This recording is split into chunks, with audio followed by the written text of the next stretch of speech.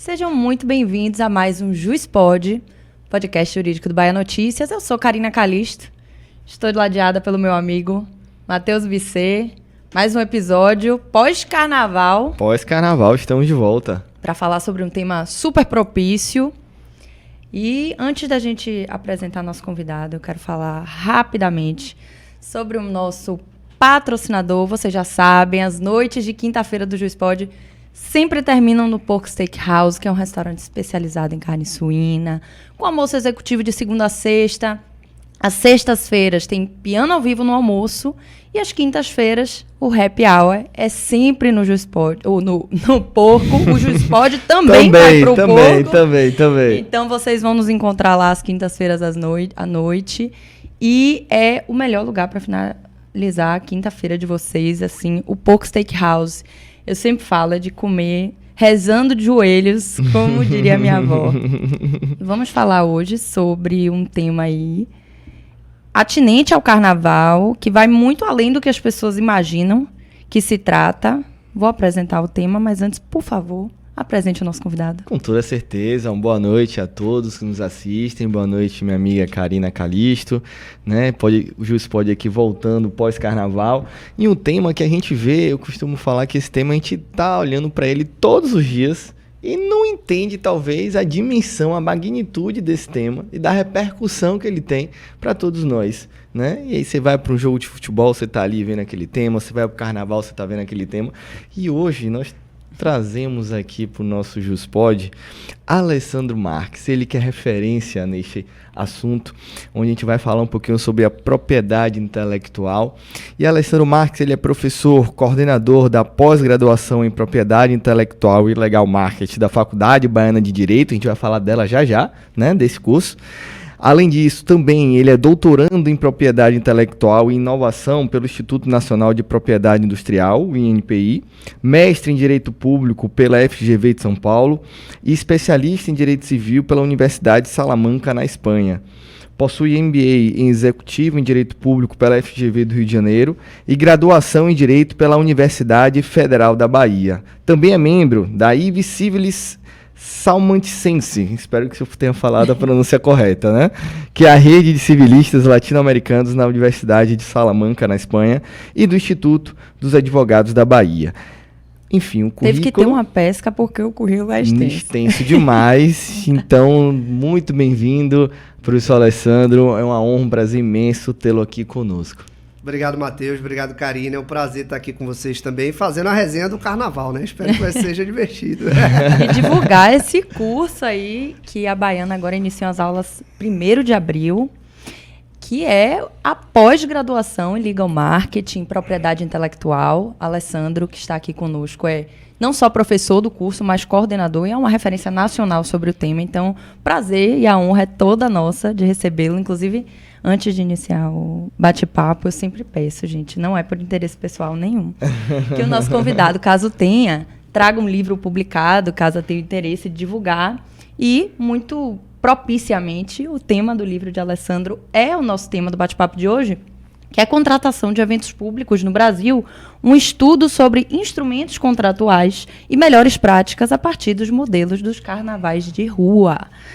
Bom, a gente vai falar sobre carnaval e legal marketing, mas eu acho que é importante a gente começar introduzindo o tema para quem está nos assistindo, né? Porque quando a gente pensa em propriedade intelectual e legal marketing, as pessoas vão, pensar no interesse de empresas privadas em divulgarem suas marcas, na questão de patente, de alguma forma registro de marca, ou registro de uma obra intelectual, artística. Só que esse tema vai muito além, né? E atinge o dia a dia das pessoas. Então, eu queria que você explicasse sobre o que é esse tema e qual a importância de se estudar, de se trabalhar, entender sobre o tema, inclusive aqui fazer a pós-graduação da Baiana sobre Legal Marketing e Propriedade Intelectual. Perfeito.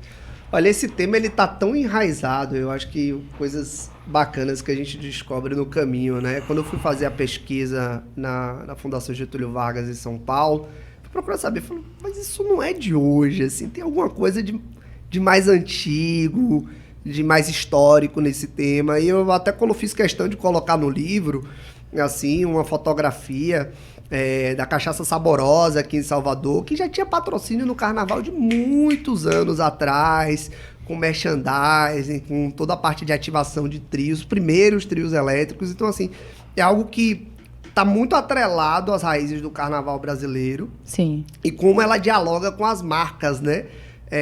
Várias marcas de bebidas, várias marcas de folia mesmo.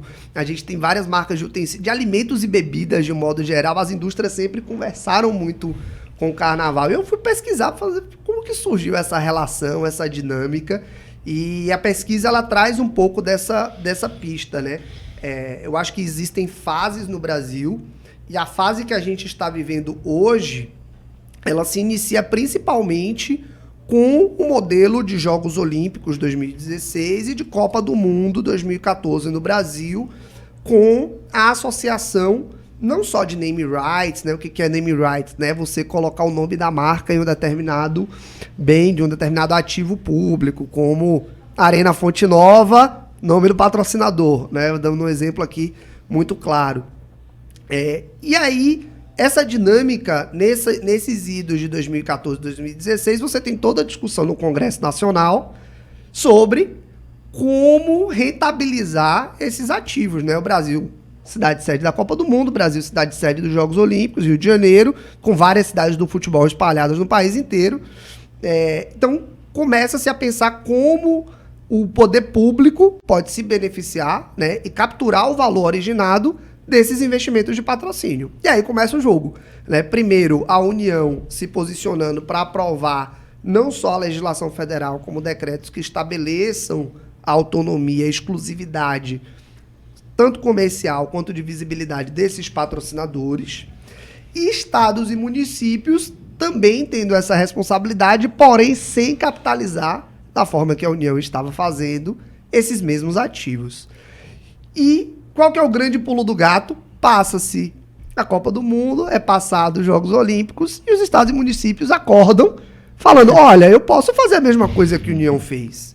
Eu posso fazer isso para o meu calendário de eventos local. Sim. E aí eles começam a lançar novas modelagens de contratação de patrocínio para passar a rentabilizar os ativos do seu calendário de eventos anual. Então a mecânica começa a partir desse, é o início da história, pelo menos da era atual que nós estamos vivendo.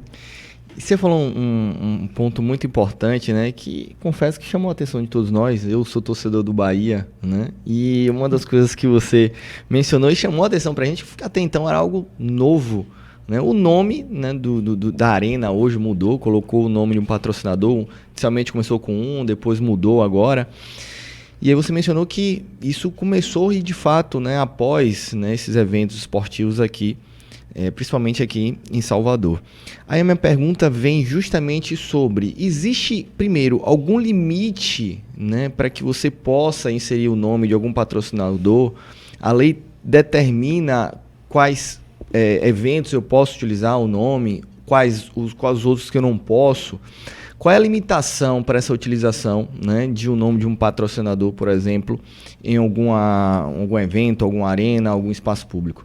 Olha, Matheus, excelente ponto. Se a gente for parar para pensar, hoje não existe uma lei federal que regulamente a disciplina, né, que estabelece, por exemplo, orientações e diretrizes gerais, como a Lei Geral de Licitações faz, a 14.133, ou até mesmo a 13.303 da Lei das Estatais, ou ainda a Lei Geral de Contratação de Publicidade no Brasil. Elas não falam, elas são silentes sobre esse tema.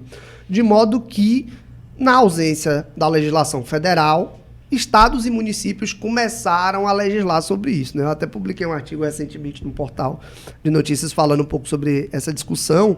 Então, hoje você tem leis estaduais no Amazonas, no Maranhão, e São Paulo aprovou a lei também municipal para estabelecer a possibilidade de aposição de name rights, né? De você botar nome de patrocinadores, né? De sponsors em ativos públicos, que foi a polêmica do Largo da Batata, recentemente, com a marca de batata, né, frita e batata comercializada no mercado de alimentos. E sobre a restrição, pode, não pode, assinou o contrato, volta. Então isso sempre é muito discutido, porque é um ambiente de segurança jurídica pelo fato de que de um lado, não existe uma lei estabelecida para isso, mas não é só a falta da lei.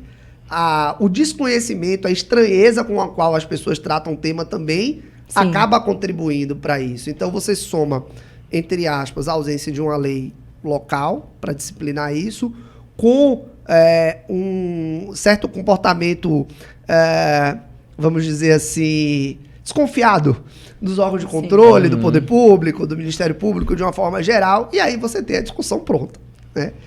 Em São Paulo, especificamente, 3 semanas atrás, o Tribunal de Justiça do Estado de São Paulo julgou a constitucionalidade dessa lei.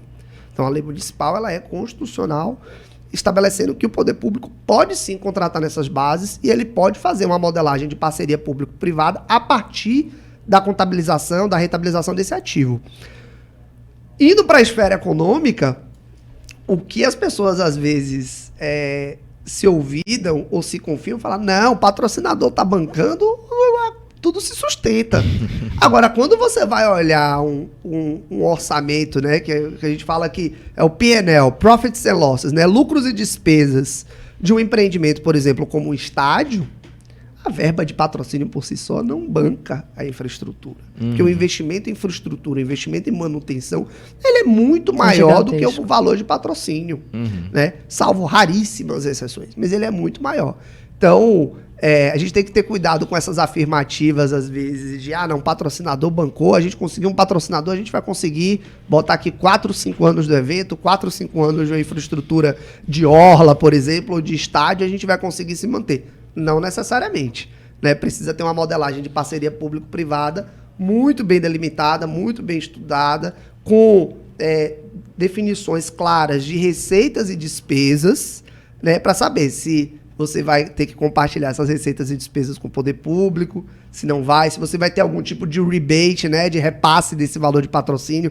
Se eu botar uma agência aqui para captar 10, 5, 15% vai para o poder público. Então, tem várias modelagens que você pode fazer isso. Mas respondendo a sua pergunta de uma forma direta, não existe uma lei federal. Há diversas leis estaduais e municipais que estão começando a criar regras sobre isso. E, para além disso, os próprios editais de licitações e contratos administrativos podem estabelecer essa melhor prática nas suas contratações. Falando dessa questão do que se chama de naming rights, né, que é você pegar um prédio público, um bem público, atrelar uma marca que vai ali patrocinar, fazer uma parceria para, de alguma forma, manter e estruturar. A gente viu aqui o exemplo que Matheus colocou da Arena Fonte Nova, que virou Itaipava Arena Fonte Nova.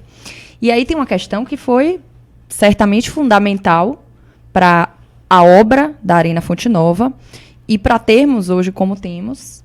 É um tema que vai além do interesse privado, vai além do interesse do clube que joga ali, vai além do futebol. A gente vê hoje grandes eventos que estão sendo sediados na Arena Fonte Nova, né? E isso é viabilizado também por uma marca que está ali fazendo aquela parceria.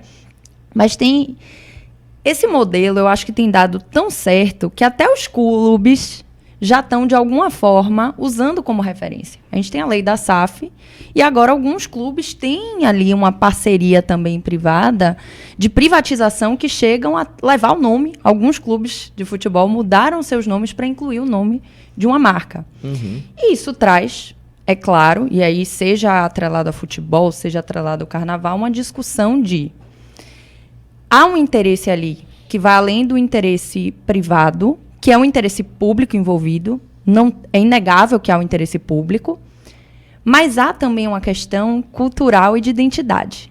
Então, a gente tem um choque, seja em relação à identidade de um clube de futebol ou de um estádio de futebol, mas também em relação ao Carnaval de Salvador. Geograficamente, o Brasil é um país gigantesco, culturalmente muito rico e muito diverso. Temos inúmeros carnavais no Brasil, cada um com a sua identidade. E quando se atrela a marca, de alguma forma há esse choque com a identidade cultural daquele evento que é histórico, cultural daquele lugar. Então, o que eu quero lhe perguntar é, em relação a carnaval, ao futebol, como é que é feito esse equilíbrio entre a manutenção da identidade de um festejo, de um esporte, de algo que está muito atrelado à cultura do povo, mas que, ao mesmo tempo, há um interesse público envolvido de alguma forma, privatização de algumas comercializações e de atrelação a marcas. Como é que a gente faz esse equilíbrio dessas duas questões?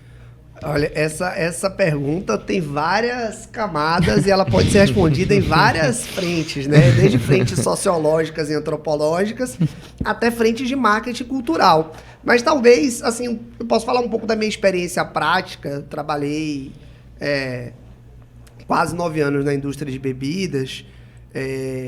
Uma das coisas que eu sempre tentei aprender com meus colegas de marketing foi entender a cultura local antes de interagir a cultura local. Excelente. E muitas marcas falham nisso. Aqui estou dando pitaco na esfera dos marqueteiros, tá? Mas aí pitaco, não é conhecimento técnico, é pitaco com um pouco de experiência. Por quê? Porque elas querem fazer Ctrl-C, Ctrl-V, e isso eu ouço assim. É jargão de São Paulo, da Faria Lima, que o pessoal fala, gente, não adianta você querer fazer marketing só para Faria Lima, para o quadrilátero da Zona Sul de São Paulo. Você tem que entender, se você quer trabalhar com produto nacional e discutir seu produto ou serviço nacionalmente para diversos públicos, diversos mercados, você precisa se amoldar, de certa forma, a esses mercados, interagir com o público consumidor, com a cultura daquele local. E eu acho que tem algumas marcas, produtos e serviços que fazem isso bem, tem outras marcas, produtos e serviços que fazem isso mais ou menos, tem outras marcas, produtos que fazem isso mal. E aí também gera uma percepção de valor do consumidor de falar, a marca XPTO está chegando aqui na praça, está se apropriando dos ativos, mas não está dialogando com a cultura local. E tem marcas que fazem isso de uma maneira mais interativa, que você fala, nossa, que maravilha, essa marca está aqui patrocinando um filme que eu adoro, essa marca está aqui dentro do momento cultural. O público compra a proposta, né? Ele se adere à cultura e não se choca com a cultura daquele local. Exato. Então você para, é o que o pessoal costuma repetir, que é você parar de interromper e você parar e você iniciar a entreter, né? Stop interrupting, start entertaining, né? Pare de interromper, pare de ser aquela publicidade que corta o raciocínio das pessoas e passe a entreter, a virar uma diversão, a virar a interação cultural com as pessoas. Então, eu acho que as marcas que conseguem trilhar esse patrocínio, nós, advogados, trabalhamos sempre na base de viabilizar os negócios, né, de possibilitar. Mas tem uma mágica ali de execução do contrato, de encantamento do cliente, de abraçar todas as partes envolvidas, que muitas vezes precisa ser também do gestor de contratos e de outras áreas envolvidas ali naquela operação, seja de vendas, seja de marketing, né? Então, eu acho que isso passa sempre por essa costura. E falando da esfera pública, tem um fator também que o administrador público ele pode contribuir com esse processo, que é ele também envolver a sociedade. Né? A questão da administração pública consensual, administração pública aberta, administração pública transparente, toda a questão de governança da administração pública. Né? No livro mesmo eu tive a oportunidade de entrevistar mais de 8 gestores públicos de diversas capitais, estados brasileiros, aqui de Salvador, do Rio de Janeiro, Belo Horizonte, Recife, São Paulo.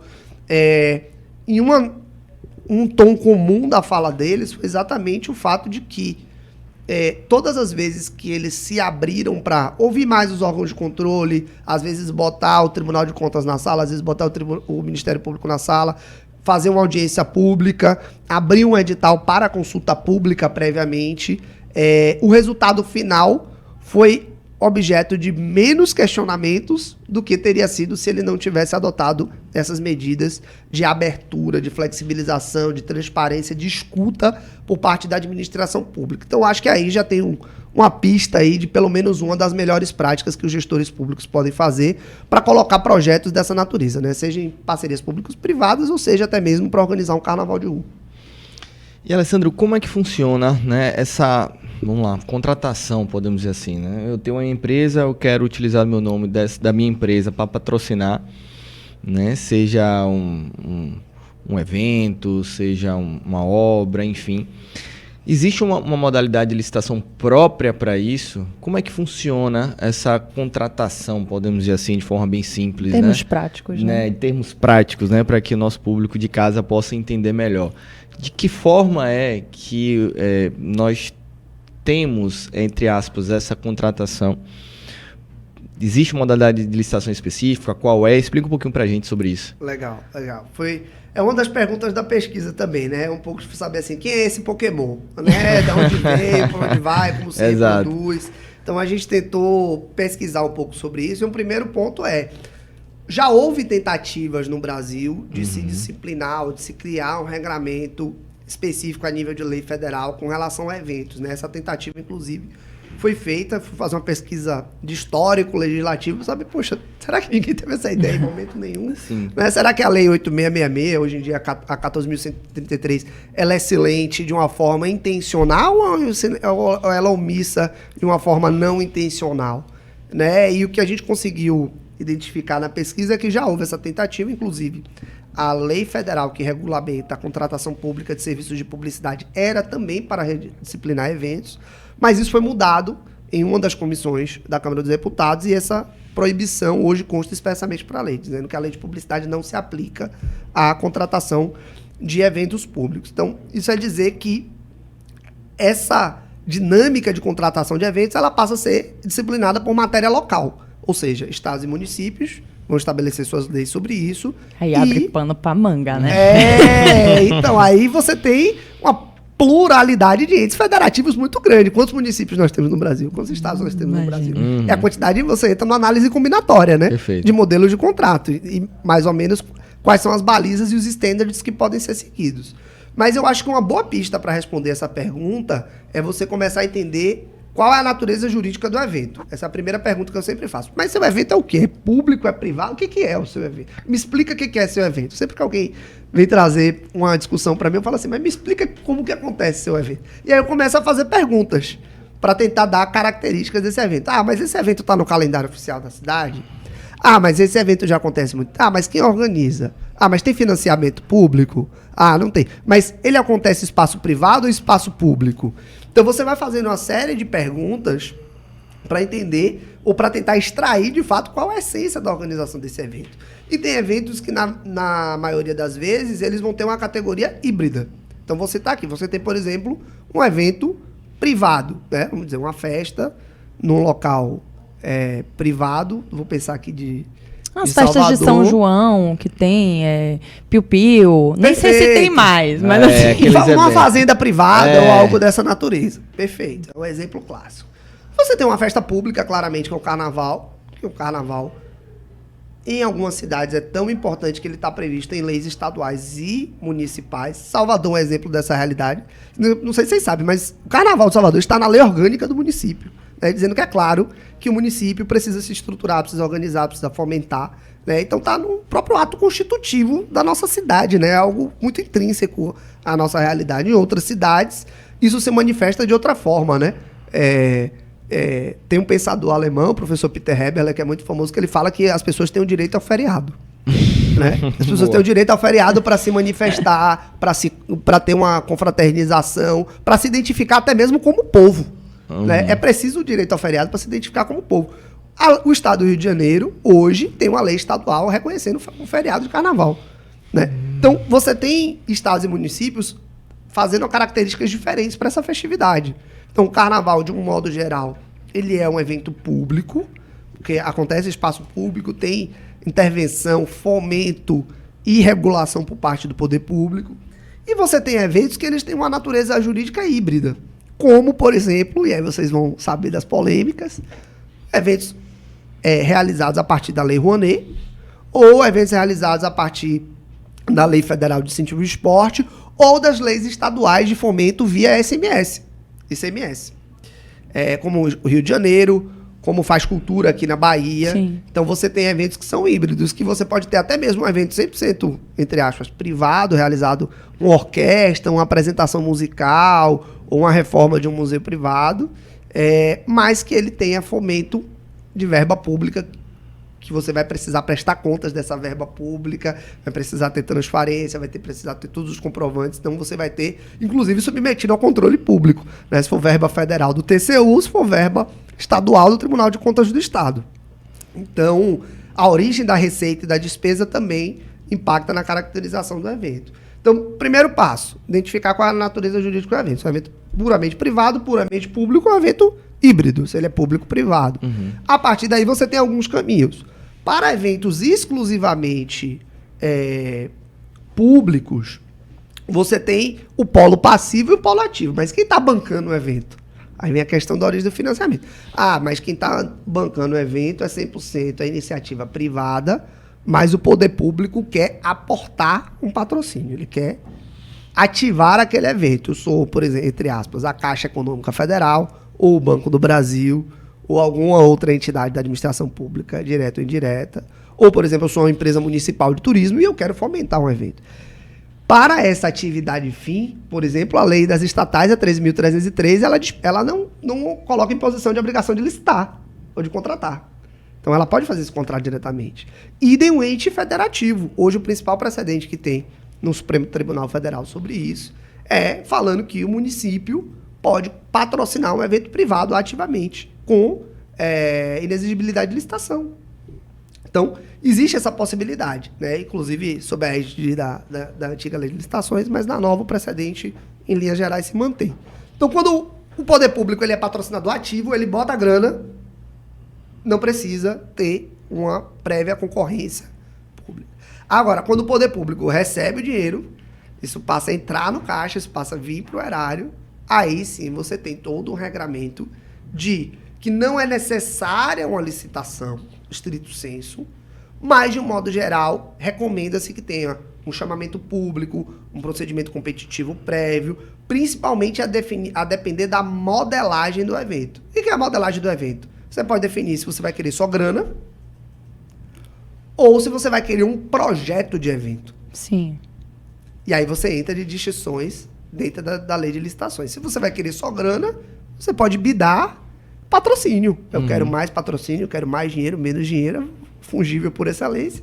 Você define. Perfeito. Você consegue fazer uma concorrência.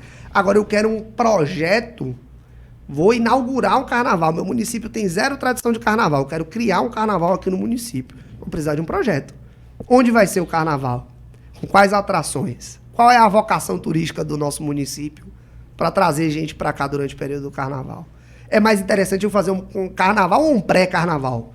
Como várias capitais do Nordeste hoje em dia fazem. Tem um pré-carnaval fortíssimo. Você vai para Maceió, você vai para João Pessoa, você vai para várias outras cidades, você tem um pré-carnaval fortíssimo. Por quê? Porque eles descobriram que a vocação do município é o pré-carnaval. É muito mais forte eu fazer um pré-carnaval bem feito aqui, que as pessoas vão vir, do que necessariamente um carnaval que eu vou estar disputando com grandes players, grandes polos, já tem infraestrutura, muito dinheiro investido, uma tradição até maior nesses eventos. Então, tudo isso passa por uma lógica de planejamento público. Quando você faz isso de uma maneira assodada, você passa a pensar o carnaval a partir de novembro, dezembro, você tem uma grande dor de cabeça. E o carnaval ele começa no meio do ano. É verdade. Ou até agora. Agora a iniciativa privada já está vendendo. Já estão vendendo abadás. Ontem já tive amigas comprando abadá. Foi coragem. Mas essa questão, eu lembro que já houve uma discussão, porque assim, a depender da marca que está patrocinando o Carnaval de Salvador, não gera muita discussão, não. Mas, salvo engano, teve um ano que a Skin foi a grande patrocinadora. E as pessoas, de uma forma geral, ao menos naquele momento, não tinham o hábito de consumir cerveja da Skin. E aí, houve essa discussão. Poxa, fica a autonomia privada tolhida, porque os ambulantes ficam atrelados àquela marca, podem vender cerveja naquele perímetro exclusivamente daquela marca, e logo o fulião também fica tolhido a só consumir cerveja daquela marca, quem goste ou quem não goste. Esse ano, salvo engano, a patrocinadora foi a Brahma. Então, assim, tem essa exclusividade comercial e exclusividade também de marketing da marca naquele perímetro ali, né? Como é que funciona isso? Como é que é delimitado isso? Isso é feito de forma legal, ilegal? Eu posso realmente tolir a esse ponto a autonomia dos ambulantes, de quem está vendendo, de quem está comercializando e de quem está consumindo naquele período, 5, 6 dias de carnaval. E qual o limite disso? Já emendando, eu vou lhe perguntar em relação ao carnaval. O porquê que essas parcerias com empresas privadas são fundamentais para que o carnaval aconteça da forma como nós conhecemos hoje? Perfeito. Vou começar do fim para ir para o começo, tá? Com relação à modelagem de eventos e à exclusividade comercial. Geralmente, quando você tem esses ativos, você tem uma bipartição que é comum na indústria da gente falar, que é a bipartição de exclusividade de visibilidade e exclusividade comercial. Exclusividade de visibilidade é basicamente você poder colocar a sua marca em espaços públicos, equipamentos públicos em geral. Então, posso botar um banner, posso botar um out of home, posso botar uma mídia exterior, posso fazer um empena na cidade, posso colocar em equipamentos públicos em geral, desde que previamente combinado com o poder público. Então, essa é a questão da visibilidade. Exclusividade comercial é como você falou, por exemplo, no segmento de bebidas, que você tem essa exclusividade. No segmento, por exemplo, hoje em dia tem avançado muito com meios de pagamento. Verdade. Com a prática dos meios de pagamento, os meios de pagamento também conseguem rentabilizar. Então, todos os produtos que você consegue, produtos ou serviços, que você consegue, de certa forma, ter o consumo no evento, isso é um ativo maior em termos de brand experience, porque você tem uma rentabilidade atrelada àquele produto. Né? Um cálculo, você faz uma conta diferente. Agora, por exemplo, um banco, não necessariamente, a não ser que tenha um meio de pagamento atrelado, mas um banco estrito senso, sem um meio de pagamento necessariamente atrelado, não necessariamente vai ter uma construção de um ativo, de uma rentabilidade imediata ali. Você vai fazer toda uma parte de construção de reputação, de posicionamento de marca, de construção cultural naquele segmento. Então, primeiro você tem essa bipartição de ativos. Visibilidade, exclusividade comercial. Falando disso, você tem um custo de infraestrutura pública que ela precisa ser designada para o carnaval. Sim. Então, basta a gente fazer a pergunta ao contrário, que é: como seria o carnaval se não tivesse a prefeitura? Pensa um carnaval exclusivamente organizado. Né? A gente começa a pensar naquela lógica do Leviatã, né? Eu preciso de um Estado, de alguma forma, para organizar, senão a gente entra numa lógica de todos contra todos e a confusão está pronta, né? Então, de certa forma, o Estado tem não só o papel de organizar, e o Estado, ao longo dos anos, é curioso você notar isso, até uma nota de rodapé histórica aqui, o Estado ele passou de um polo para outro no Carnaval. Se a gente for olhar historicamente, o Estado era um instrumento de repressão do Carnaval. Sim. O Estado sempre foi contra os blocos, sempre foi manifestação das classes mais populares. Então o Estado sempre teve um papel de repressão. A partir da mudança e do início da participação das classes mais elitizadas do Brasil, o Estado começa a regular. Ele vai intervir para organizar. E com o crescimento do Carnaval e a consolidação do Carnaval como um instrumento da identidade nacional, o Estado vai passar a fomentar. Então ele passa daquele Estado clássico de não vou intervir, não vou mexer, cada um se vira, ou só vou proibir, né, só vou reprimir o que é conduta ilícita, para um Estado de vou estimular. Então esse vou estimular, hoje, ele demanda verba pública, demanda investimento público.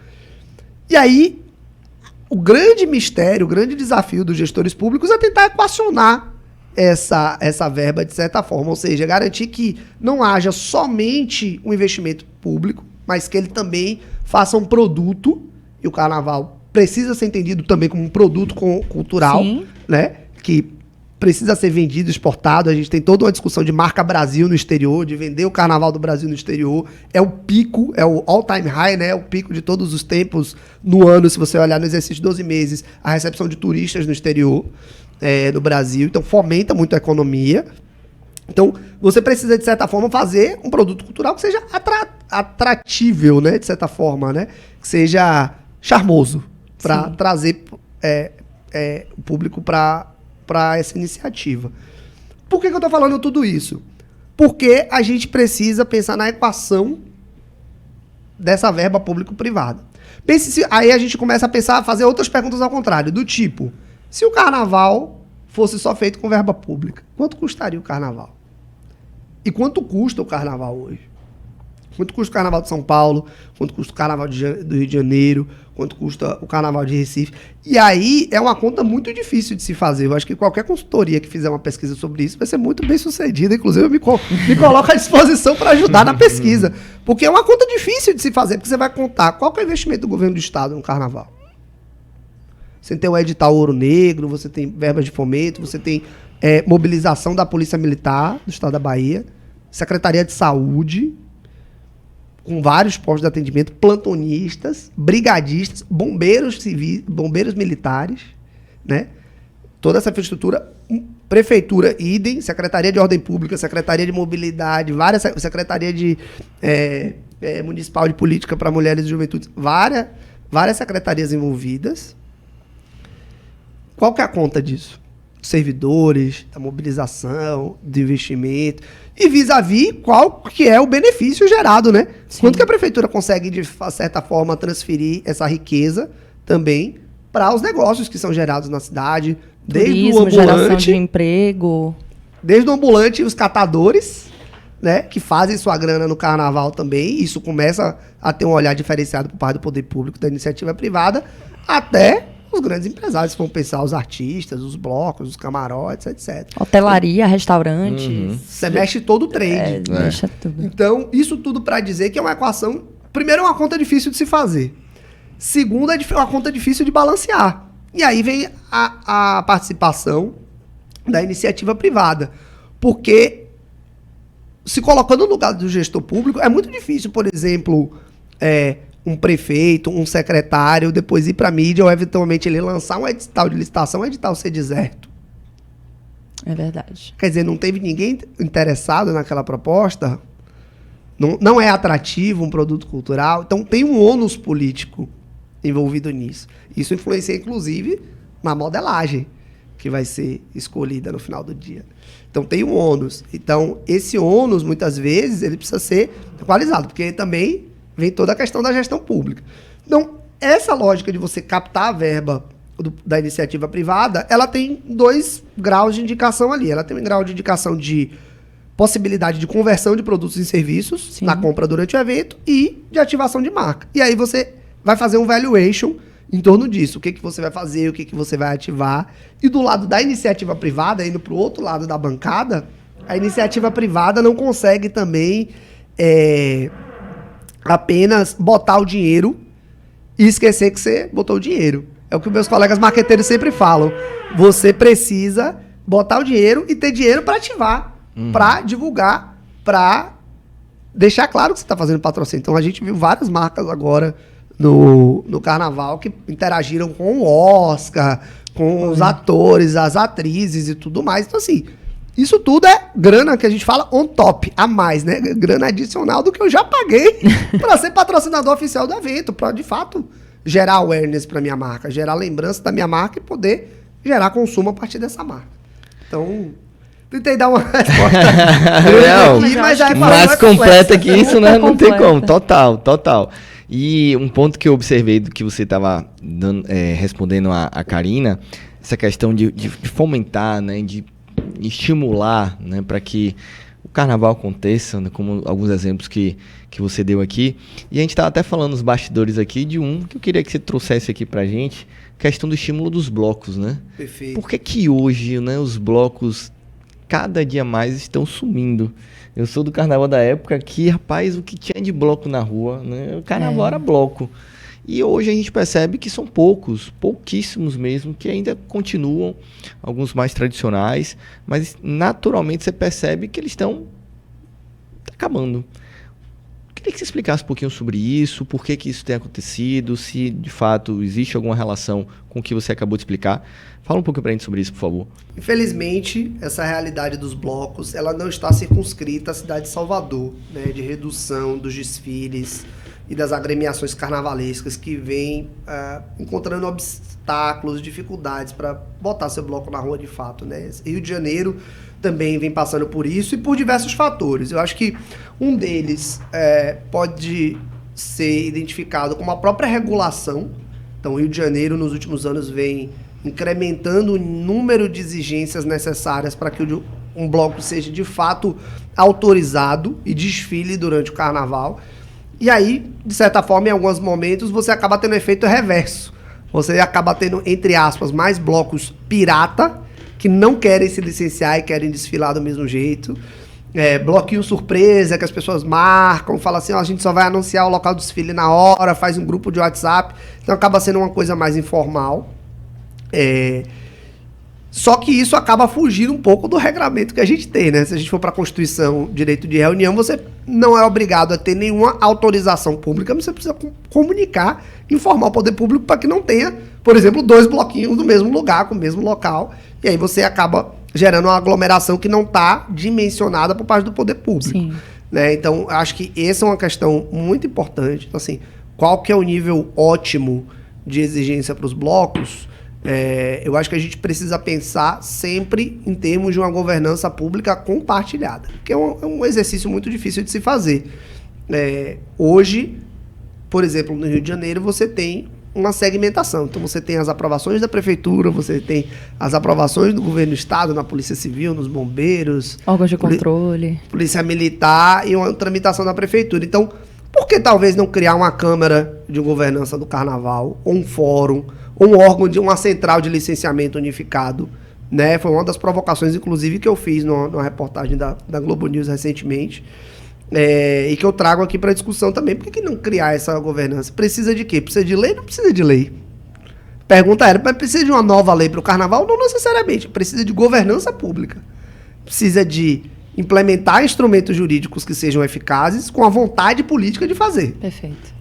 Então, não necessariamente, às vezes a gente tem um pouco de fetichismo legalista de achar que vamos criar uma lei nova, tudo vai se resolver. Né? E não necessariamente, porque se a lei for nova, a lei for velha, se não tiver vontade política, não necessariamente vai andar. Né? Se não houver uma coordenação e um trabalho de diálogo entre os diversos atores envolvidos, não necessariamente vai andar. Então, a governança pública vai por aí. É uma das questões dos blocos. Um outro fator dos blocos, Matheus, e aí principalmente em Salvador, eu acho que é a questão financeira também. Que é muito custoso, né? E está diretamente atrelado à regulação. Então, você colocar um trio elétrico, você vender abadá, você ter uma atração que chame público, você pagar o cachê, porque eu acho que os artistas precisam de uma remuneração justa, as bandas precisam de uma remuneração justa, mas como que você coloca isso em termos para viabilizar um planejamento financeiro do bloco? E muitas vezes com incerteza de caixa, né? Com incerteza de caixa, de número de inscrições, ingresso, bilheteria. Isso sempre é uma equação muito sensível no mundo dos eventos. E, por outro lado, você também tem um movimento, por parte do poder público, de bancar atrações para o povo gratuitamente. O que eu acho fantástico, eu acho ótimo, né? O governo do estado vem trabalhando muito bem isso, a Prefeitura Municipal de Salvador vem trabalhando muito bem isso, e quem ganha é o Folião. Perfeito. Agora, como que isso pode impactar de uma maneira reversa dos blocos privados deixarem de existir ou das agremiações? Realmente é uma pergunta difícil de se responder, porque você vai poder caminhar para um modelo de um carnaval majoritariamente público, com algumas poucas atrações privadas, ou para um carnaval que seja praticamente exclusivamente público, ou fomentado publicamente, com verbas do governo do estado, da prefeitura, que fomentem os blocos privados também. Como você tem, e como já acontece no Rio de Janeiro. Falando a realidade aqui, você tem várias ligas de blocos no Rio de Janeiro que recebem verba de ICMS cultural do estado. Que esses blocos eles são viabilizados. No Rio de Janeiro ele não exige contrapartida praticamente para usufruto desses projetos de ICMS cultural.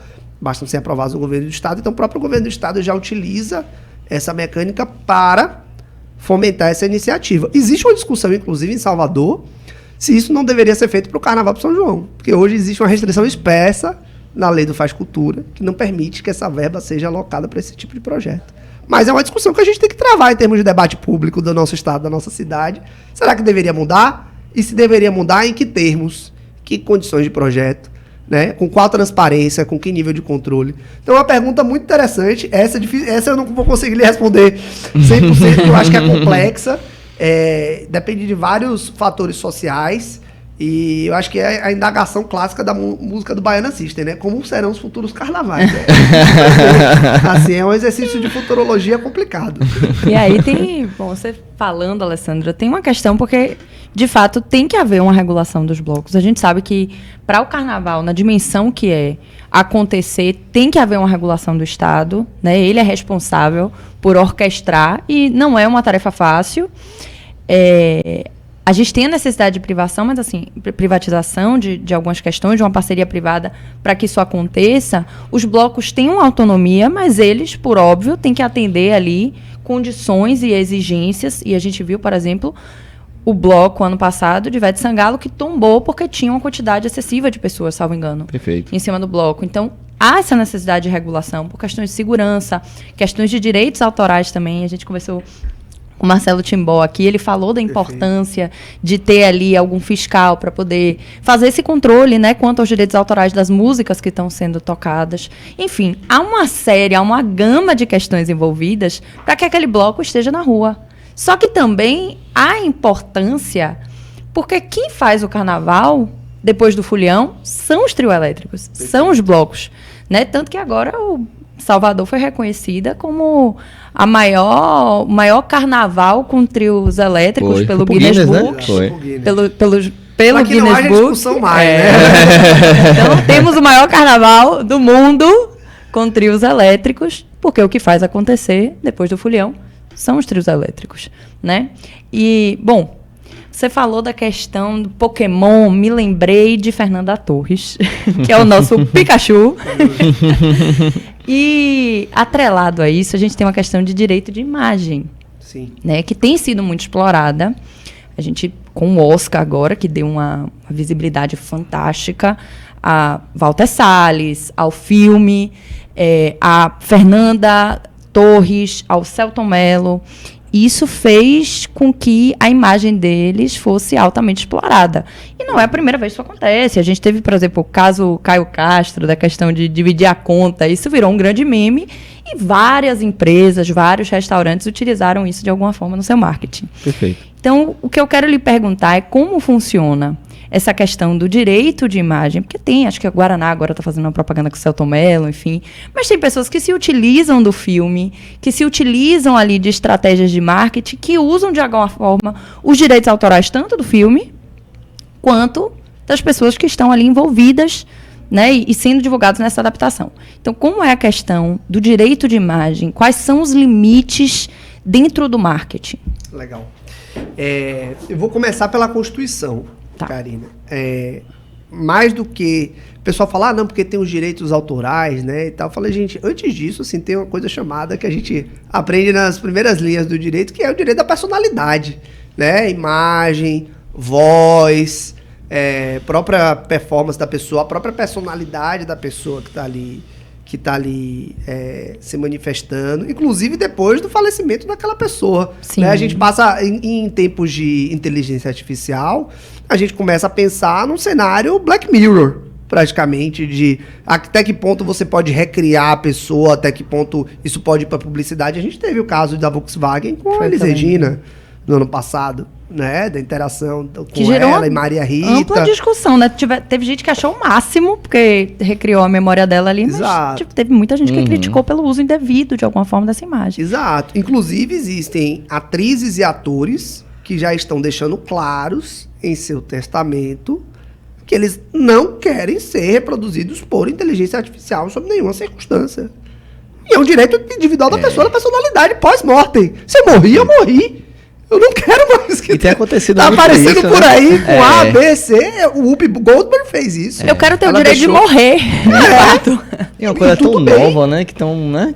Tudo bem, assim, a Whoopi Goldberg deixou isso público. Foi uma grande discussão durante a participação de Hollywood. Teve outros atores que foram reproduzidos, por exemplo, por inteligência artificial, CGI e outras tecnologias em episódios de Star Wars, por exemplo, né? Às vezes com uma homenagem, com autorização da família. Sim. Mas isso é curioso, porque é um espectro do direito da personalidade, projetando a personalidade da pessoa pro a lei, né? Pro pós-vida. E a tecnologia, nesse caso, acho que veio antes do direito, né? De Porque fato. até então não era uma preocupação do direito. A partir do momento que a tecnologia avança a um ponto que se torna possível, o direito fala, opa, isso que não existia, existiu, e o que é que eu faço sobre isso agora? Pelé, fizeram de Pelé, né? Na volta de Neymar, reproduziram a voz de Pelé, né? Pra pedir pra ele retornar. Reprodução da voz é muito comum, né? Hoje você consegue fazer com a acuracidade. Aí depende muito dos programas, da base de dados, mas assim, eu já vi programas e bases de dados que conseguem reproduzir com a acuracidade, assim, incrível, assim, sei lá, a voz do Einstein, a voz de pessoas que nunca conversaram, sei lá, Rainha Elizabeth, tipo, personalidades públicas. Você fala, até que ponto eu posso? Até que ponto eu não posso, né? E você tem toda a proteção de direitos autorais dos herdeiros, Sim. dessas pessoas, né, com relação à curadoria tanto do legado dos seus direitos da personalidade quanto da obra dessas pessoas. E aí é importante sempre a gente separar as duas coisas. Uma questão é a questão da imagem, do direito da personalidade da pessoa, e a outra questão é a obra dessa pessoa. Então, o que a gente vê mais costumeiramente, o que a gente está mais habituado a verificar no mercado é o licenciamento da obra. Então, eu vou fazer um perfume com um rótulo, um label da Tarsila do Amaral. E aí eu divulgo isso, perfume, etc, etc. E, obviamente, com licenciamento, com toda a parte de compliance de direitos autorais, eu consigo, eventualmente, lançar esse perfume, desde que tenha autorização dos herdeiros, né, do espólio da Tarsila. Mas, muitas vezes, isso é feito de uma maneira irregular. Sim. E aí que está a questão de infração de direitos autorais, né? Então, às vezes, o uso de um trecho de uma música, o uso de uma expressão, uma peça de teatro. Tem teses de pesquisa interessantíssimas que vêm sendo produzidas sobre propriedade intelectual dos memes. O que cria? Como compartilha? Isso passa a ter direito autoral? Sei lá, que show da Xuxa é esse? Como que funciona? Com as fotos, né? Também Exato, imagem atrelada. imagem. E ali o meme vira o que quiser. Acho que teve até uma discussão sobre Glória Pires, que botou aquela imagem do Não Sou Capaz de Opinar. E acho que ela ganhou até uma ação recentemente. Eu vi uma notícia, assim, rapidamente sobre isso. Não lembro quem ela processou, mas ganhou uma indenização porque houve um uso indevido da imagem dela.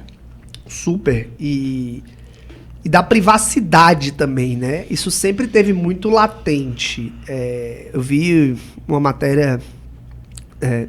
e outras teses que são também relacionadas ao direito da personalidade, privacidade, entra nessa lógica de proteção dos direitos da personalidade também, que para mim está intrinsecamente, umbilicalmente ligado aos direitos autorais, porque na medida que a pessoa é uma pessoa pública, e se ela rentabiliza isso, porque uma coisa assim, seu João da Silva, dono de um bar, vai no shopping, tira uma foto dele, etc. Ele viraliza e, by the way, ele nunca apareceu na vida, nunca rentabilizou nas redes sociais, e aí tem repercussões a partir daí. Isso é um fato. Sim. Outra coisa é Paola Oliveira, que é uma atriz super reconhecida, que também rentabiliza o direito de sua imagem e tem outras repercussões a partir daí. Então, para mim, são dois fatores muito claros, que assim, uma pessoa que não tem uma carreira, ou não rentabiliza a sua Essa imagem não é um ativo como é no caso de um artista, ou de um digital influencer.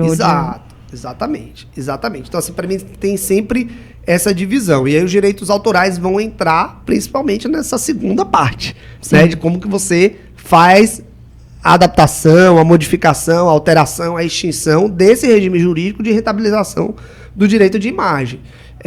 A questão que você falou do Caio Castro e das personalidades em geral, ela é interessantíssima, porque ela tem muitas ramificações, e ela entra justamente pelos direitos da personalidade. Esse caso da Volkswagen é um dos direitos autorais, já teve esses casos da voz, como você falou do Pelé. Então, essa regulação da inteligência artificial da publicidade, inclusive, é um tema que está sendo debatido, não é um tema Brasil, assim, é um tema que está sendo debatido em reuniões a nível de autorregulação publicitária global, vários fóruns discutindo isso, a União Europeia está tentando discutir e aprovar diretrizes com relação a isso. São temas que estão muito em voga para saber exatamente assim, quais os limites, quais os contornos, o que a gente pode, o que não pode fazer. E eu acho que é muito o conjunto que a gente precisa pensar a partir de melhores práticas. Sempre que você não tem guidelines claros, seja na legislação local, seja na legislação internacional, seja nos precedentes judiciais, você tem que trabalhar, e cada vez mais eu acho que os profissionais da área jurídica vão precisar trabalhar com guidelines, com soft law, né? Quais são as diretrizes? Como que você vai conseguir estabelecer regras, ainda que principiológicas, para disciplinar um novo campo do direito, que foi exatamente o que você falou. O direito, ele vem à baila da situação. Ele vem a reboque da situação. Ele vem acompanhando os universos novos que vão surgindo a partir daí. Então, acho que você saber trabalhar com esse ferramental é um pouco do que a gente está tentando estimular até mesmo no debate público sobre esses temas. A sensação que eu tenho sobre esse tema é que é isso, é algo que está sendo regulado no dia a dia. Né? E é um grande desafio para o jurista. E há ainda uma carência muito grande de pessoas tecnicamente preparadas para lidar com essa temática e a importância do curso que a gente está falando, que é algo inovador e específico para uma matéria que não só é crescente, mas que é, de fato, uma realidade inerente. Mas, assim, eu acho que tem, pela minha percepção, 2 grandes desafios para você regular essas questões atreladas ao direito de imagem, ao legal marketing, à privacidade, que é, primeiro, o avanço das tecnologias, porque surgem realidades novas as quais desconhecíamos, né? E aí tem deepfake, tem outros tantos pontos que trazem uma nova roupagem a essas questões. E tem uma outra coisa que é muito especial do Brasil, que eu acho que é a nossa maior característica, que é a criatividade. Então, à medida que esse marketing vai acontecendo de forma criativa, surgem novas dimensões. Se forem regular meme no Brasil, esse órgão vai trabalhar intensamente, vai trabalhar mais que pessoal de telemarketing, porque meme no Brasil é uma pandemia de meme. Então, essa criatividade do brasileiro, eu acho que traz muitos desafios também nessa questão. Sem dúvida, sem dúvida. Isso entra na questão de regulação das mídias sociais, consequentemente, né? Liberdade de expressão das pessoas, de manifestação, tudo que mexe com direitos da personalidade sempre é muito sensível, né? Sempre é muito caro. E a gente volta para a conversa inicial, como, por exemplo, a discussão de name rights da Arena Daniela Mercury, por exemplo. Sim. Né? Perfeito. Então, volta direito ao nome é o direito da personalidade, mas que, de certa forma, está homenageando. Então, quer dizer, pode, não pode? Um evento é um bem público estrito sensu? A meu ver, não é. A meu ver, é um preciosismo isso, de certa forma, você ter que mudar e homenagear uma música, como, por exemplo, o Canto da Cidade, que é absolutamente justo, dada a trajetória do artista, todo o seu legado em prol da Axé Music, os 40 anos da Axé Music, ela é um dos pilares fundamentais, sem dúvida alguma, sombra de dúvidas, dessa trajetória, mas não vejo por que não pudesse ser homenageado o nome dela. Juridicamente, eu não vejo impedimento. Acho que é uma interpretação, às vezes, muito crua das restrições, do direito administrativo, de uma forma geral, para impor. Que bom que foi uma solução consensual e que acabou sendo negociada aí pela administração pública municipal, pelo Ministério Público, mas às vezes gera algum tipo de desconforto que não necessariamente é a pauta pública que a gente precisa se preocupar, né? Talvez a gente precise se preocupar com infraestrutura do carnaval, com atendimento das esferas mais carentes no carnaval, como os ambulantes, os catadores, do que às vezes esse tipo de ponto. Tudo isso para dizer também que, para além dos direitos autorais, a propriedade intelectual ela tem outras repercussões. Então, existe a repercussão hoje em dia do registro de marca de personalidades. Então, o Ronaldinho hoje ele tem a R10. Você Verdade. tem, aí você passa a ter, e aí você CR7 passa a ter outros ativos. de Cristiano Ronaldo. Eu tive em Portugal recentemente, o hotel era pestana CR7. Então, Dele mesmo. Que eu inclusive não associei no primeiro momento. Exato, e aí você passa a ter um pool. A grande discussão global de propriedade intelectual hoje, ela é muito curiosa. Quando você vai ler os autores que são referência na área, você vai ver que é uma camada de cebola, né? Você tem, por exemplo, uma patente, aí você perde a patente, aí você faz um desenho industrial um pouco diferente, aí você perde, aí você cria uma marca para designar aquilo ali. Aí depois, agora eu vou criar uma historinha para fazer uma proteção de direitos autorais. Então é sempre uma lógica de você criar novas formas e novos mecanismos de proteção. Sim. Isso é uma tendência global.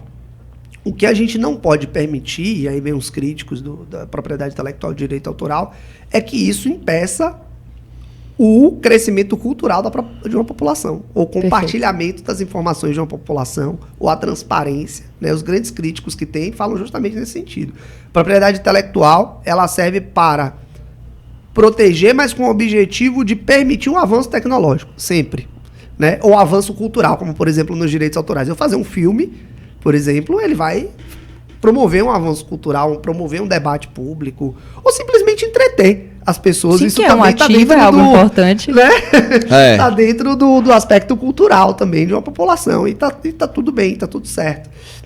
Mas isso não pode ser utilizado com o objetivo de simplesmente restringir, criar uma exclusividade ou coibir. Acho que toda essa lógica do que a gente está discutindo aqui de assets ou de name rights, etc., ela é sempre para premiar, rentabilizar e permitir uma melhor estruturação de projetos e iniciativas, inclusive público-privadas. Mas no momento que ela passa a ter um interesse exclusivo, patrimonial, privado, ele perde um elo fundamental que é exigido, não só pela Constituição como Código Civil, que é a função social. Sim. Se você não tiver uma função social daquele projeto, né, não faz sentido. Desde menino eu sempre ouvi aqui na Bahia, assim, o acordo não pode ser bom para um, tem que ser bom para as duas partes. Né? Tem que ser bom para todo mundo. E aí, principalmente quando a gente está falando de ativos públicos, ele precisa ter essa porosidade, essa permeabilidade de dialogar com diversos esferas e diversas iniciativas. Então, acho que é uma questão muito importante. E aí, isso passa por todos os ativos. Se a gente for falar de patentes, a gente vai falar disso. Se a gente for falar de contratos de pesquisa, desenvolvimento e inovação, a gente vai falar disso. Se a gente falar de desenhos industriais, cultivares, sim, royalties, tudo isso que a gente vai falar, necessariamente vai passar por isso. E agora, no mundo, a gente está passando por uma grande movimentação global de mudança desses atores. Dos Estados Unidos, de China, de Rússia, mudando as regras do jogo. Né? Só fazendo um parêntese aqui, uma das grandes curiosidades que tem da China hoje em dia é o fato de que a China passou a ser um país extremamente compliance, né? Cumprimento, né? Conforme as regras de propriedade intelectual. Por quê? Porque hoje o maior número de patentes depositadas nos Estados Unidos é da China. Ou seja, eles viraram o jogo, porque a China começou a desenvolver tecnologia própria, eles começaram a crescer, e eles passaram a ver, se eu quiser jogar o jogo da propriedade intelectual, eu preciso respeitar a propriedade intelectual. Perfeito. Eu não posso ser o líder da contrafação em propriedade intelectual. Senão eu vou ser prejudicado também, né? Eu vou perder, às vezes, quando as minhas uma tecnologia, patentes, as minhas licenças, os meus ativos estiverem sendo licenciados para terceiros. Exatamente. Eu vou ter um downside ali, né? Eu vou ter um revés. Isso. Então, eu estou fugindo dessa iniciativa. Então, hoje a China é um grande player em termos de respeito de propriedade intelectual, com cortes. Eu tive a oportunidade de viajar para a China no ano passado, passei 10 dias, conversei com escritórios chineses. Hoje, a estrutura chinesa em Beijing, você tem cortes especializadas no julgamento de propriedade intelectual, todas sediadas em Beijing, com esse objetivo justamente de conferir um enforcement, né? Uma validade, uma fiscalização às leis de propriedade industrial. Né? Isso passa pelo alinhamento global. Eu acho que o Brasil tem muito a evoluir com isso. Acho que tem iniciativas como a FINEP, como a Associação Brasileira de Investimentos, de Investidores, de Pesquisa, Desenvolvimento e Inovação, o próprio Ministério da Ciência, Tecnologia e Inovação, FINEP, INPI, mas a gente precisa ainda pensar nas vocações do Brasil. O que o Brasil é vocacionado para fazer? Tá. O que a gente precisa construir a longo prazo?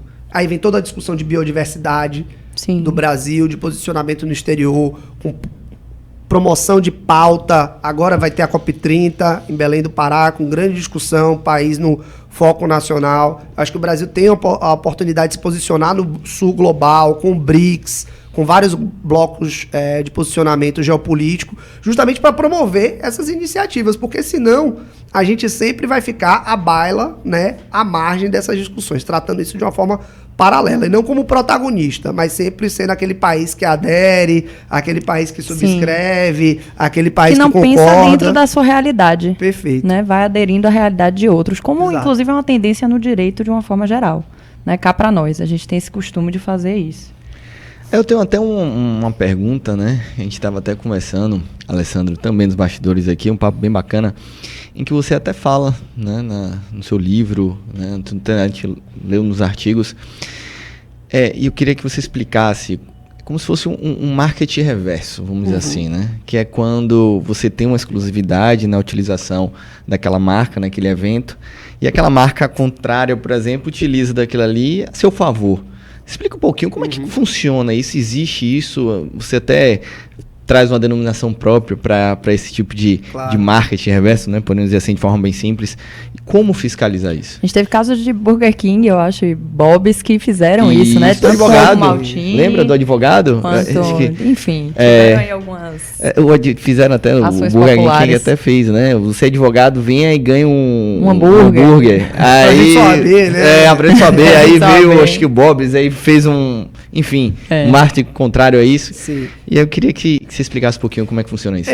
Isso é um episódio que a gente costuma chamar de marketing de emboscada, né? Ou ambush marketing. Deve ser bom isso com esse nome. É complicado. Bem chique, né, também, né? Quando eu falo. É complicado, porque assim, a rigor, esse marketing, ele se caracteriza de linhas gerais, tá? Não estou dizendo que é o caso do Bob's ou o caso do Burger King. A gente vai avaliar caso a caso. Mas falando em termos teóricos, é um marketing que ele é caracterizado por atos ilícitos no sentido de adotar um comportamento economicamente oportunista ou caronista em função de um ativo que não necessariamente é seu. Seja a partir de, eventualmente, até de um plágio, seja de uma associação de um ativo que não necessariamente é seu. Aí você tem vários contornos e nuances do marketing de emboscada. Mas o conceito geral é esse. É um conceito que originalmente foi tipificado, e aí inclusive tipificado penalmente, se a gente for avaliar, tanto na Lei Geral da Copa, quanto na Lei Geral dos Jogos Olímpicos em Rio 2016, como ferramenta para coibir esse tipo de comportamento. Então, por exemplo, eu não podia chegar na proximidade de um estádio na Copa do Mundo e vender alguma coisa de mascote que não era mascote oficial, ou vender algo que não era da bebida oficial, e assim sucessivamente com outros patrocinadores, né? Não podia botar um outdoor lá de uma marca esportiva de chuteira, por exemplo, que não fosse a oficial do evento, da bola do evento e tudo mais. Então, isso sempre existiu e foi replicado por diversos países. Isso também existe em marketing e publicidade privada. Então, hoje, se você pegar o Código Brasileiro de Autorregulação Publicitária, o Código do CONAR, você vai ver lá que existe uma diretriz de ética publicitária que você precisa prezar e não adotar esse comportamento oportunista, não adotar esse comportamento caronista, porque ele tem repercussões, seja na ordem civil, seja na ordem autorregulamentar, seja na ordem penal. Então, na ordem civil, a própria questão de ato ilícito, de você adotar um comportamento que pode originar um enriquecimento ilícito a partir da apropriação, a partir da associação indevida a uma ideia de terceiros. Então, essa é a primeira esfera. Uma segunda esfera a gente pode analisar a partir até mesmo da própria autorregulação publicitária. Você pode ser objeto de uma advertência, de uma obrigação de alterar o veículo, alterar o anúncio, né? Ou até mesmo de uma assustação daquela publicidade. Você ser obrigado a se retratar da publicidade que você fez. Sim. E isso é uma norma que dentro do CONAR ela vincula tanto anunciantes quanto veículos, né? Meios. Então, é uma norma transversal. E, a depender do caso, você pode ter implicações penais, né? Na esfera, por exemplo, da Lei Geral do Esporte, que a gente comentou aqui, a Lei Geral do Esporte hoje prevê a própria tipificação do marketing de emboscada. Então, você pode ter infrações dessa natureza, né? E precisa ter muito cuidado. Uma quarta hipótese, um quarto cenário, uma quarta esfera de responsabilização é que, eventualmente, isso poderia ser considerado como concorrência desleal. E aí você tem duas figuras de concorrência desleal distintas. Você tem uma figura de concorrência desleal que é estabelecida na Lei de Propriedade Industrial e você tem condutas na Lei de Defesa da Concorrência que também podem ser tipificadas. Então, tudo é uma questão de gradação. Né? Você pode ter uma ação pontual aqui de um campeonato internacional que seja só feita no bar do Seu João. Isso não necessariamente vai gerar um grande problema. Ou você pode ter uma ação coordenada em todas as capitais do Brasil no dia do jogo internacional que vai configurar uma conduta muito mais gravosa do que uma ação pontual ali no bar do Seu João. Vai ter um impacto muito maior, né? Exato. Então, tudo depende da repercussão. O direito ele acaba tutelando diferentes esferas e diferentes prismas, né? Mas você sempre tem essa escala de gradação e o direito penal como soldado de reserva ali na última instância para coibir esse tipo de conduta. Mas tudo isso para dizer que o marketing de emboscada, ele, em regra, ele não é bem visto nem sob os olhos da ética publicitária, nem sob os olhos do ordenamento jurídico em si. Porém, existem formas de você fazer o marketing, e aí entra o papel do advogado, fazendo referências indiretas aos ativos, né? E sem se apropriar do direito de terceiros. Então, por exemplo, você vai ver diversas marcas, por exemplo, em Salvador ou em outras capitais do Brasil, falando de carnaval. Porque carnaval é um ativo público. Sim. Mas você não pode falar que você é patrocinador oficial do Carnaval de Salvador. Então, essa é a diferença. Eu posso falar que minha marca está presente no Carnaval, minha marca é marca do Folião, minha marca é a marca do Verão, está no dia a dia dos brasileiros, etc. Isso não tem problema nenhum. Agora, a partir do momento que eu sou patrocinador oficial do Camarote X, ou venha curtir o Camarote Y, ou venha ser feliz no bloco Z. Aí eu estou me referindo a um ativo específico. Aí, para eu ter esse local de fala, eu preciso ter um licenciamento desse local de fala, né? Ou ter um contrato de patrocínio, ou ter uma negociação com aquele ativo, sob pena de eu estar fazendo um uso irregular de marca, uso irregular de direito de imagem de algum artista e assim sucessivamente. Então, aí que está a sensibilidade da coisa.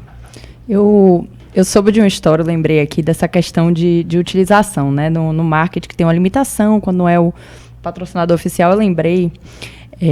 uma amiga me contou de um caso, e aqui foi amiga mesmo, tá, gente? Eu adoro botar amiga quando não é, mas foi amiga mesmo. Uma amiga foi pro bloco do Camaleão e, enfim, conheceu um rapaz e ele deu uma pulseirinha pra ela, como se fosse aquelas pulseirinhas de camarote, e tinha assim: menina, me dá seu amor, telefone e Instagram. Então houve um marketing preparado ali, pessoal, ele. Mas essa questão preparado. Eu até falei: menina, vá num posto médico. Depois disso, que isso aí já deve ter distribuído tanta pulseira.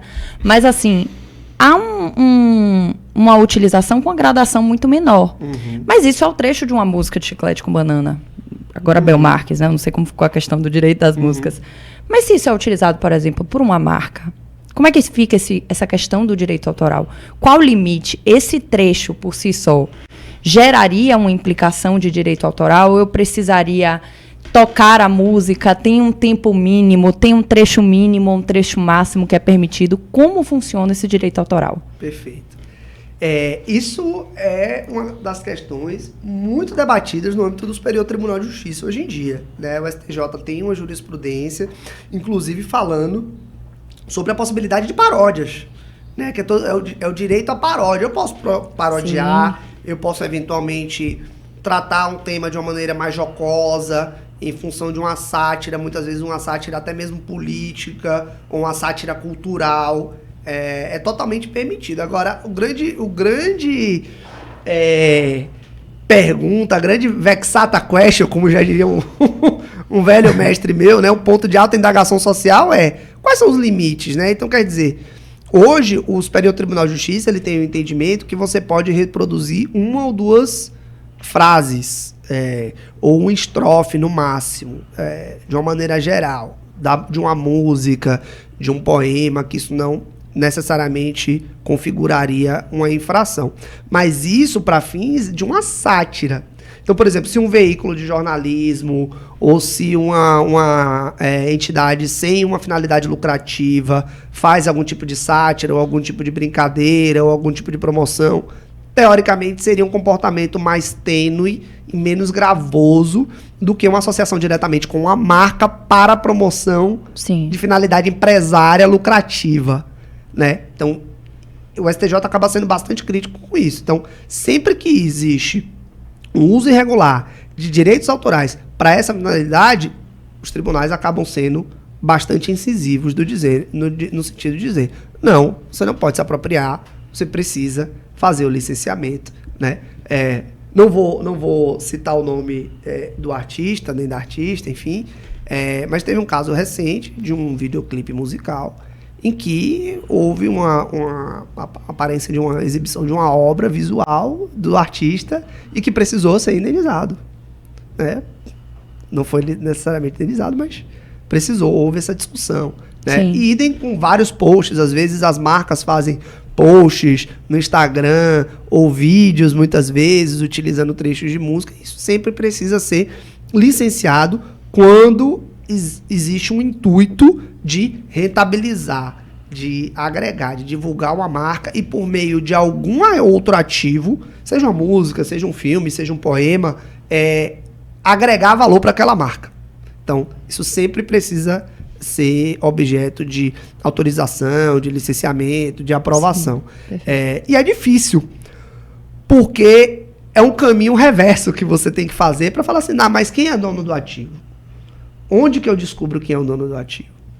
Então, muitas vezes você vai ver, por exemplo, na Biblioteca Nacional, você tem um registro de algumas composições musicais, você tem uma base de dados hoje do ECAD, que você consegue fazer essa consulta, você tem uma base de dados hoje da União Brasileira de Compositores, né? Por vezes, se a gente estiver falando, por exemplo, de uma música, você tem que contactar as gravadoras para ver quem são os compositores, quem está licenciando. E existem, no direitos autorais especificamente, você tem várias camadas, porque o pessoal fala, não, só é o intérprete, né? Não, mas o intérprete, ele é um pedaço daquilo ali. Você tem um intérprete, você tem a melodia, você tem todo o conjunto musical que executou aquela música. Inclusive, pode haver uma transferência dos direitos autorais, né? Exatamente. Que podem, bom, caso clássico, as músicas dos Beatles, que eram de Michael Jackson e de uma gravadora, não sei se era Virgin ou uma outra, mas que tinham os direitos autorais das músicas que Paul McCartney há pouco tempo recuperou, né, digamos assim. Você pode ter a cessão sempre, é como se fosse, você sempre pensa o direito autoral do mesmo jeito que uma propriedade, com a casa, Sim. né?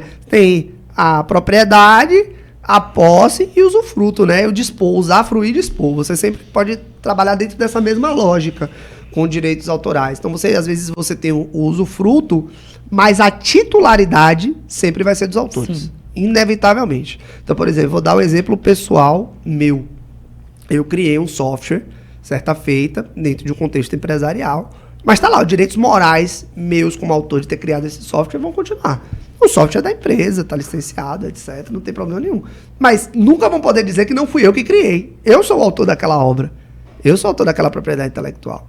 Eu, o programador que fez, etc. Agora, então, explorar economicamente, é isso que você pode ceder. Exatamente, exatamente. Do mesmo jeito que os direitos da personalidade, eles são direitos inalienáveis. Sim. Perfeito.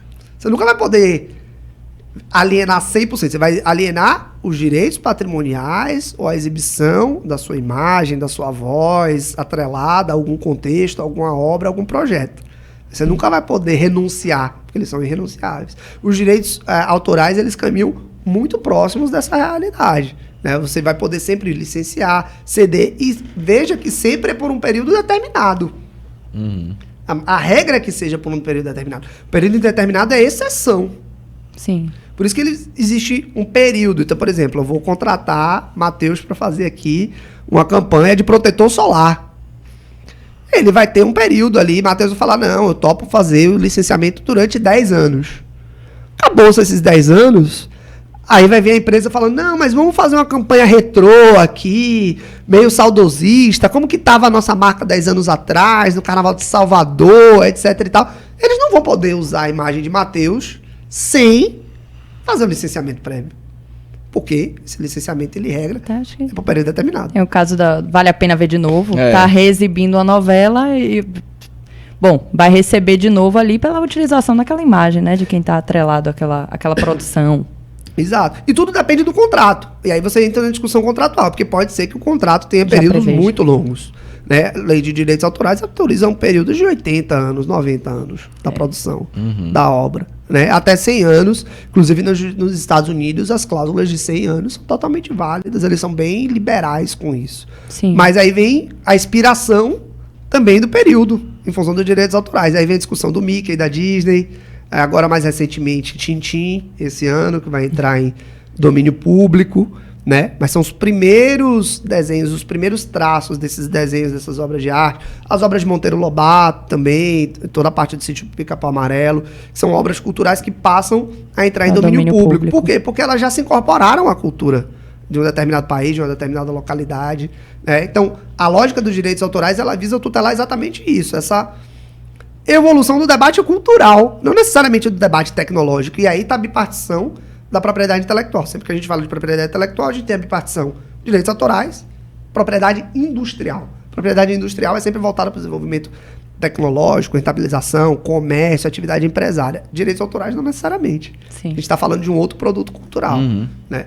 Aqui, quando a gente fala de propriedade industrial, a gente sempre tem uma lógica voltada para o desenvolvimento tecnológico, exceto marcas. Marcas é a única exceção dessa regra que você pode renovar indefinidamente, né? Porque designa um produto ou serviço e você reduz a assimetria de conhecimento do consumidor para procurar. Ah, eu quero comprar um detergente, eu quero comprar uma água sanitária. Você não vai no mercado, eu quero comprar a tal, da marca X. Marca X. Né? Porque Perfeito. aquela ali eu sei que já tem uma identificação. Mas por que eu sei que é a marca X? Porque eu já usei a marca X, porque a marca X é conhecida, porque a marca X investiu em marketing, porque a marca X tem X mil anos, porque a marca X utiliza o solvente ABCDE. Que alguém faz a publicidade daquela marca X, né? O artista que aparece com ela, vinculado. Eu tenho credibilidade, né? A reputação do artista. A reputação.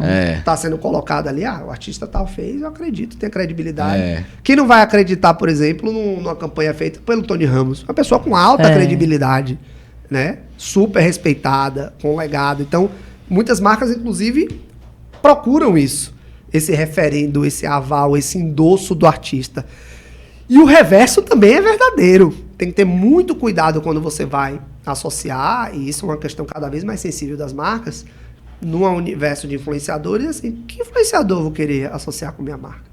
Perfeito. Quais as possíveis repercussões que esse influenciador, inclusive na vida social individual dele, pessoal dele. É isso, jogador de futebol às vezes é uma pessoa com alta credibilidade, mas aí faz algo na sua vida pessoal que, a depender, vai repercutir na marca, né? E vai gerar uma rejeição àquela marca, porque atrelou a imagem àquele jogador, por exemplo. Né? E, enfim, entre outras personalidades, mas eu falo porque é algo que tem ampla repercussão positiva e negativa, né? A depender de como conduz ali sua vida pessoal. Tem uma coisa que eu queria lhe perguntar, Alessandro. Teriam, assim, à medida que a gente está conversando, está surgindo vários questionamentos, que eu estou descobrindo que esse é um tema que tem uma gama de assuntos, assim, muito maior do que eu imaginava. É super interessante. Mas eu queria lhe perguntar, porque aí uma hora a gente tem que acabar a conversa, é a questão de qual o limite dessas parcerias público-privadas. Qual o limite desses patrocínios? Bom, temos bebidas alcoólicas patrocinando, empresas que comercializam bebidas alcoólicas, patrocinando o carnaval e eventos esportivos. Empresa que comercializa cigarro, por exemplo. Qual o limite? Porque tem um interesse público envolvido.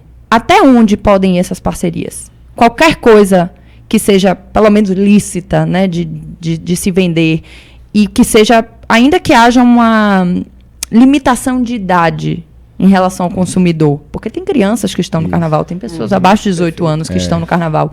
Qual é o limite dessas parcerias? As bets também, né? Só para incluir também, As que bets agora também. tá bem... Sim, né? Carnaval, inclusive, vários aí blocos sendo patrocinados por questões de jogos, enfim. Com certeza. Eu vou começar de novo da Constituição para ir para o momento atual das bets. Não é por vontade do legislador regular mais ou menos, ou por pressão social. Ponto de partida nesse caso é a Constituição. Então, a própria Constituição brasileira estabelece que haverá uma regulação diferenciada para agrotóxicos, bebidas e tabaco. Né? Isso aqui não é achismo meu, nem seu, nem de ninguém, está escrito na Constituição. E a lei que veio regulamentar isso foi a Lei Murad, na década de 90, e a Lei Murad estabeleceu diretrizes gerais para essa dinâmica. Né? Por isso que hoje você tem, por exemplo, uma regulação diferenciada para destilados. Você só vê a propaganda ali no Altas Horas, por exemplo, de madrugada, para uma propaganda de cerveja que às vezes aparece depois de uma sessão da tarde. Por quê? Porque para fins da legislação da Lei Murad, você tem uma lógica de restrição de bebidas alcoólicas, assim, consideradas como as bebidas que contêm acima de 13 graus Gay-Lussac de concentração alcoólica. Então, existe um marco específico ali, né? O tabaco não tem essa distinção, o agrotóxico não tem essa distinção, etc. Então, primeiro ponto é um marco legal que é estabelecido na lei federal. a qual, inclusive, já foi validada em sede de ação direta de inconstitucionalidade no Supremo Tribunal Federal. Então, esse é o primeiro marco. As bets vêm num movimento diferente, né? Porque você teve a lei de regulação das bets e agora você tem uma série de normativas no Ministério da Fazenda disciplinando o registro das atividades de apostas e jogos.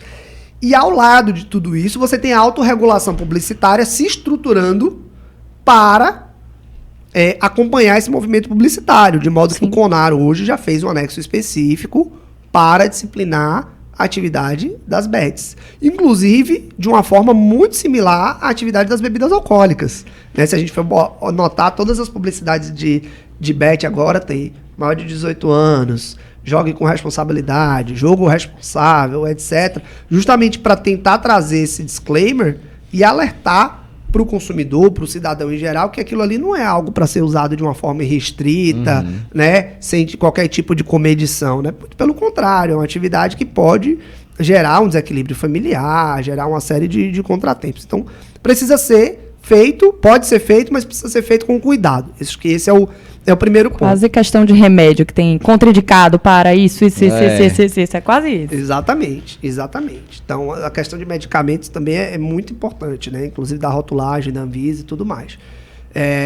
E aí, qual que é o cenário disso na esfera público-privada? Eu acho que a esfera pública, principalmente no campo da publicidade, ela pode incorporar boas práticas que já existem dentro da autorregulação publicitária, dentro dos guidelines do CONAR, até porque esses guidelines são feitos em função de boas práticas internacionais, né? Em função de códigos de autorregulação publicitária que são praticados na Espanha, nos Estados Unidos, no Reino Unido, em diversos outros países. Então, de certa forma, esse esforço tem a intenção, tem o intuito de criar uma governança global da publicidade, né? Que, obviamente, cada país vai ter suas restrições, vai ter seus ajustes, mas as diretrizes gerais vão ser aplicáveis. Eu acho que esse é um movimento interessante se a gente for pensar em termos de legislação. Então, esse é um primeiro ponto. Parte-se de uma governança global, parte-se de um ordenamento jurídico nacional que é estabelecido com isso, e vai muito da legislação local também, né? Então a gente fala do global, né? O global dialogando com o local. Então, hoje existem também diversas legislações municipais e estaduais que estabelecem essa proibição, essa vedação. Se essa proibição, essa vedação, ela é legal, ela é constitucional, isso é uma outra discussão. Mas o fato é que essas leis estabelecem essas restrições. Ou até mesmo os próprios editais de contratação pública colocam isso. Falam assim, olha, eu posso abrir para todos os segmentos, mas empresas dos segmentos A, B, C, D, como por exemplo tabaco, não poderiam participar. Então isso, hoje em dia já vi isso de vedação até mesmo de cota de patrocínio. Então não é por outro motivo que eles não aparecem. Muitas vezes existem restrições, tanto nos editais, nos instrumentos contratuais, em termos de práticas do gestor público, quanto a nível legislativo, seja fixado em leis municipais, leis estaduais, ou até mesmo em decretos do próprio executivo que restringe esse tipo de atividade. Né? Então tem vários atos normativos, várias camadas que você vai conseguir avaliar caso a caso.